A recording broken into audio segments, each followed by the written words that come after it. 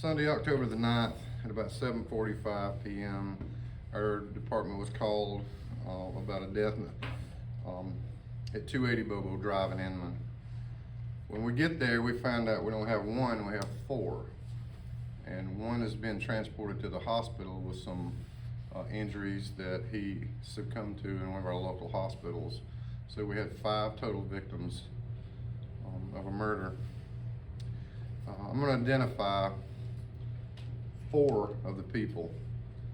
The 5th one, we hadn't had time to, couldn't find the family, and I just simply cannot tell them over the news what's happened to their child. I can't do that. So the first one is Thomas Ellison Anderson. He's 37 years old, of that address, 280 Bobo Drive. Adam Daniel Morley, 32 years old. Mark Allen Hewitt, he's 59 years old. And a Rocha, a Christian Mogil Rocha, who's 19 years old. They were all murdered in this home.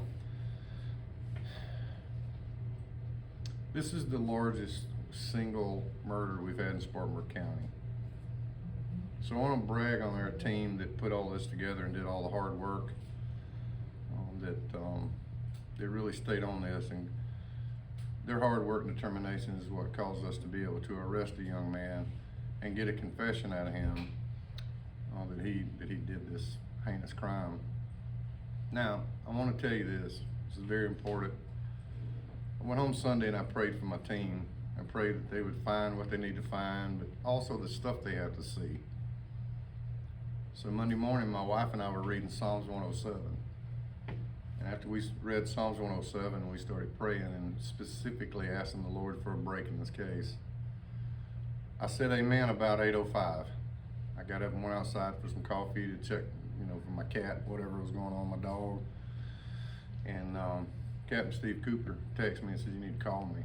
So I called him and he says, "Man, this broke within 5 minutes ago that we got this guy in custody. He's in Georgia.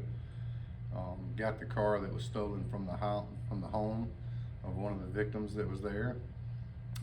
Unfortunately, one of the victims there, he'd borrowed his car from his mom, and she had to report it using without consent because she couldn't find her car. And